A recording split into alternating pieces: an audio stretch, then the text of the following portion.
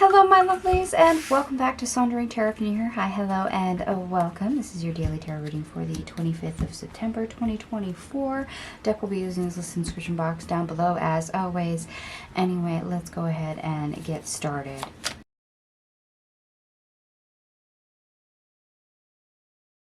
Alright, my lovelies, I am back. All your cards are on the table. We only have 4 major arcanas. And I really don't notice any synchronicities right off the bat. So, best part of your day, we start off with the Queen of Cups. And followed by the King of Cups. The Devil in the reverse. The Two of Wands in the reverse. The Two of Pentacles in the reverse. Oh, and we do have a synchronicity. And the Two of Cups in the reverse. So we have 22-22 showing up for you, because we do have the High Priestess later on the table. I did not see those cards come out quite that close together, but there you have it. And twos usually oftentimes have to do with relationships, connections, etc. So we're going to see how this plays into your reading.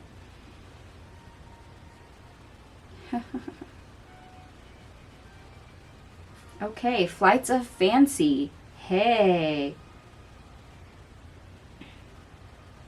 Okay, so yes, you using your imagination, your creativity. I almost want to say escapism. But Flights of Fancy, yes, your imagination, your creative mind, your creativity, whatever aspect that, you get in the zone in, whether it's writing or painting or just daydreaming. Hey, this is actually how you let go of all the distractions of regular daily life, all the duties, the obligations. This is how you're unwinding. Believe it or not, this is how you disconnect. So, free time, relaxing, de-stressing. Yeah, Flights of Fancy. Hence why the escapism. It's because we're dealing with a disconnect energy here. This is how we move away from the demands of the mundane life. Okay.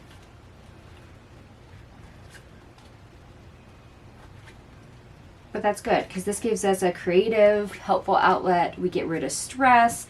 We disconnect from things that may lower our vibration. Instead, we're feeding something that's upping our vibration. It's very, very fantastic. Now, the worst part of our day is the Fool in the reverse. Yeah.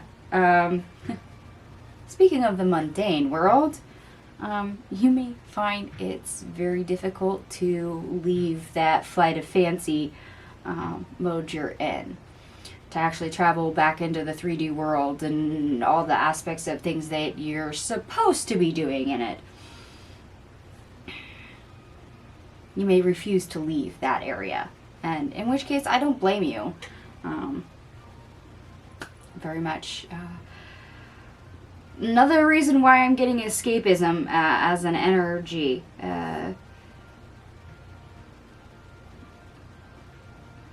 Okay, so this is kind of like a double-edged sword. As much as indulging your flights of fancy, your creative pursuits, yes. Sometimes it's really hard to get back to the mundane world. It's really hard to start and toggle over to something different. In other words, escapism. You might actually end up in that mode and want to stay in that mode and not wanting to come back out of it, not coming back up to the surface to get air. It's always good to have that for a little while, but you must take breaks. You must rest. You must also take care of your responsibilities. So, like I said, double-edged sword. Use that daydreaming energy. Use that creative spark. See where that leads you, but don't get so lost and so deep in that layer that you forget how everything else functions and what also needs to be paid attention to. Okay. Now, our obstacle, or how to get over our obstacle, we start off with the Page of Pentacles in the reverse. The Moon. The High Priestess in the reverse. The Seven of Pentacles in the reverse. The Queen of Wands the Page of Cups, the Five of Swords, and the Three of Wands. Okay.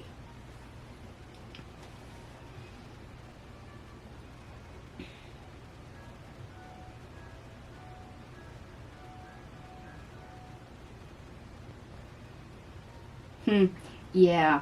You might literally have that friction between that daydream fantasy reality versus the 3D world, where you have those mundane tasks and obligations to contend with, and you not wanting to come out of it because you don't think that's where it's best to invest your time.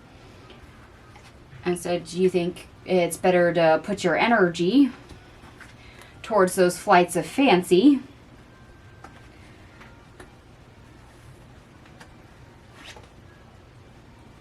and in a way that just widens the gap on some things. So please be aware that yes, you can't totally go into escapism energy. It's great to visit. It's great to be there for a little bit, but don't permanently live there. Don't forget to go to work, pay your bills, feed yourself, get sleep.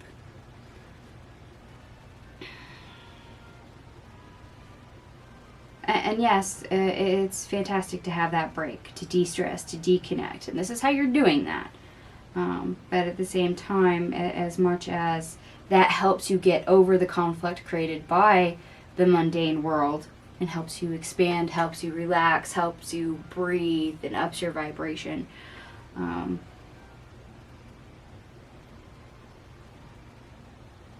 Just pay attention to how much energy you're putting where for how long. That seems to be the key for today.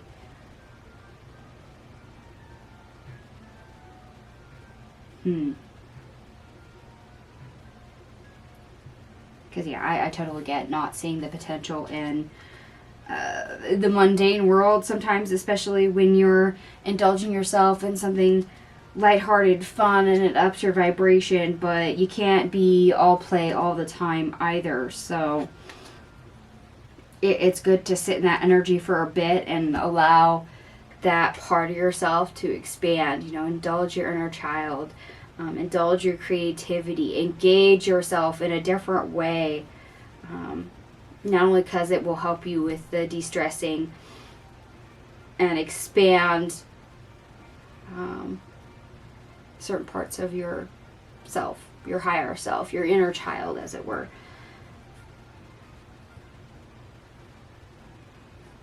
So yeah, just don't go overboard. Overindulgence, going overboard, the double-edged sword. That's the trap of the day. That is something to avoid. Less is more. No, not quite. I don't want to use the word less. Because we like this. It's just the escapism part is the overindulgence, is the over... Which way do I want to phrase that?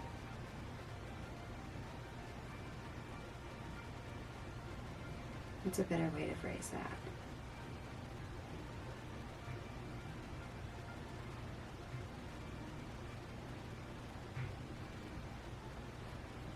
Yes, all things in moderation, be well-rounded, take care of business, but at the same time, yes, level yourself out, disconnect, and use this as a way to do it, but don't stay in that energy to where you forget everything else that's at play. Alrighty. And I'm still not doing the regular numerology as of yet, since I'm switching that up. So we're going to jump right into your zodiac. The Mercury in Virgo is opposite Neptune in Pisces. So this is where, yes, the imagination takes over. You can get lost in the daydream and fantasy energy. It's definitely not great for anything mundane, but good for creative ventures, which if you're starting to get those off the ground, if you've had writer's block or you know, you want to start a new painting, or you want to try something else creative maybe that you've never tried, this might be a better day for that. And I love the fact that the astrology plays into that. But yes, there's going to be a little bit of a crux. There's going to be a little bit of a conflict between the 3D mundane world and this flight of fantasy energy that's coming in, that you should indulge a little bit in, just not overindulge. Alright, my lovelies, I'm going to go ahead and leave this here for you. And if it resonates, by all means, give me a thumbs up. And if it doesn't, no worries. It's a general reading. So please take what resonates, leave the rest. Thank you so much for watching, and I will see you guys tomorrow. Bye.